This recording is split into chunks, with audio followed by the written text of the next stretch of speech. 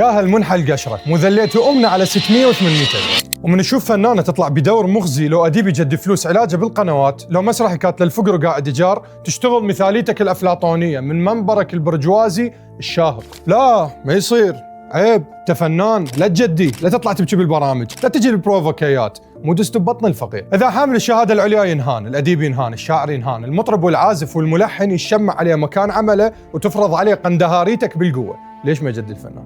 يجدي. أما حقه يموت قهر، عالم تحكي وتناشد وتنذل على مود 600 ألف بالسنة.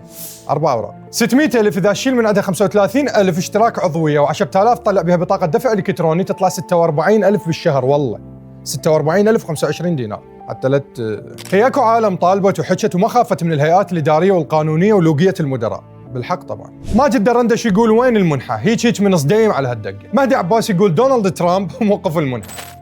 ضحك مو؟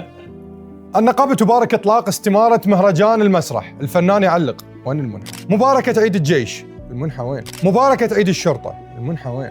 يقدر نظل مبارك، المنحة وين؟ نريد بيان شجاع يقول اكو منحة لو ماكو منحة، عم يذبوها براس المالية، ذبوها براس المالية حتى العالم يشيل جوالاته وتطلع تسد الشارع على طيف سامي. مو الناس ملت وروحها طلعت، كل شيء بهالبلد مظاهرة ووقفة واحتجاج واعتصام، أصلاً منحة 23 24 25 مرصودة بالموازنة، ليش ما تمشي؟ 600 800 ألف ما تسوى لها روحته للصيدلية إذا تمرض واجهة البلد وراح الطبيب بساحة بيروت لو بشارع المغرب. بدل ما سد التعليقات بصفحة نقابة الصحفيين، سد باب ريحك واطلع بتصريح قول اكو منحة لو ماكو. شوف اكو نظرية مشاعة واريد اطلع غلطان ويفندها اصحاب الشأن. تخصيصات المنحة مدى تنصرف لان باقية بالمصارف تدر ارباح وتمنح كقروض عليها فوائد.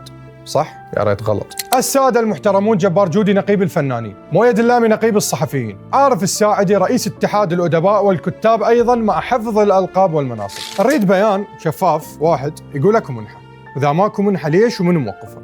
خصوصا أنه السادة النقباء رفعوا كتاب يوم 8/1/2026 مباشر لرئيس الوزراء. رئيس الوزراء مو للثقافة ولا للمالية.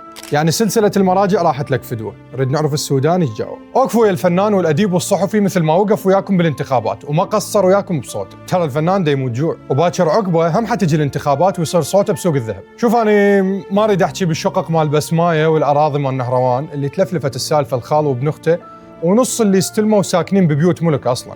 بالعافية على خذ. عوفة هاي راحت. بس نريد كتاب واحد طالع من الثقافة رايح للمالية وبيرد إنه المالية موقفتها. كتاب واحد يرمي الكرة بملعب المالية، ثاني يوم يشوف لك كذا 100 فنان بباب المالية، وإذا مو بباب المالية على الأقل بالميديا. كافي، شغلة واحدة خد تمشي صح بهالبلد، شغلة واحدة بس. المشكلة من صدر بيان عن وزارة الثقافة اللي المفروض يكون بيان تطمين، وراح نسلم المنحة وراح ننطي وراح نصرف إلى آخره، ورا سطرين يقول لك المنحة منقوصة. واشترت هالصورة لطابور طويل جدا بالميديا مكتوب عليها التالي: طوابير الفنانين العراقيين الطويلة والعريضة لاستلام المنحة الناقصة.